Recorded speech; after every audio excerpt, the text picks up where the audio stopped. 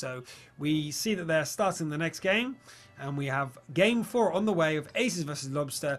Ace has already taken the set, but we have 2 more games to play for, which Ace really are hungry for. Yeah, to not get to get a better standing in overall standings, you really have to fight for the points and not get 5-0'd like we've seen a few teams get, and they're at the bottom of the bottom.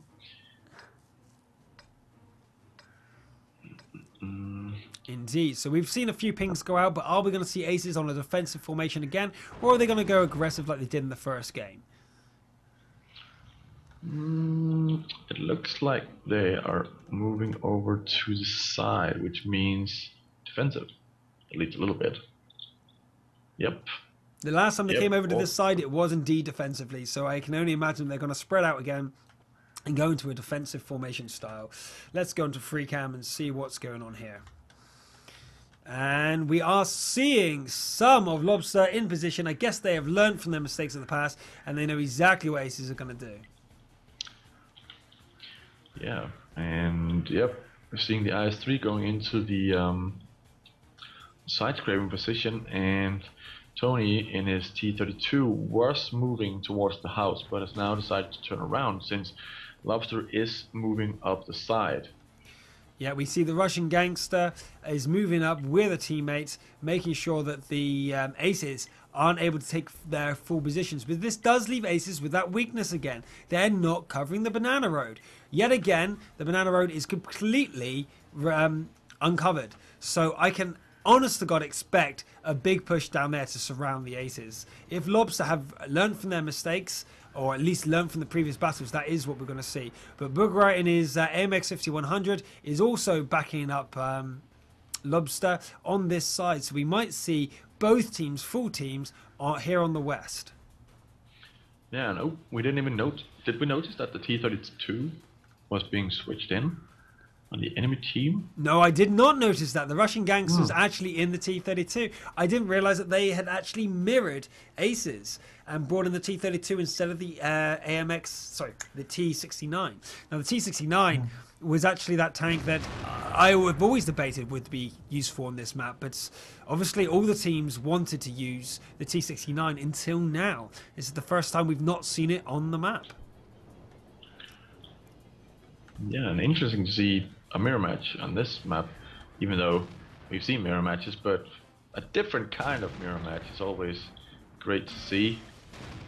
Oh, the MX 5100 takes a punishment over there. Yeah, and Virtus is down to 82 HP, and we see that Tonry is down to 900 HP. It looks like Lobster is getting the advantage here of the HP exchanging between these teams here, and Dom Vatra is going down as well. This is a lot of HP damage sustained, and we're going to go into Virtus to see what he can put over here, and Tonry is taking so much damage. Lobster are doing fantastic positioning here, trying to do as much as they can to Aces without losing anyone, but Ace is also doing a good job sharing the HP, but they're running out of HP now. Unforgettable goes round the side to see if he can use some more shell damage into the sides and rear of the IS-3 and the T-32, because they so far have been able to absorb a lot of shells.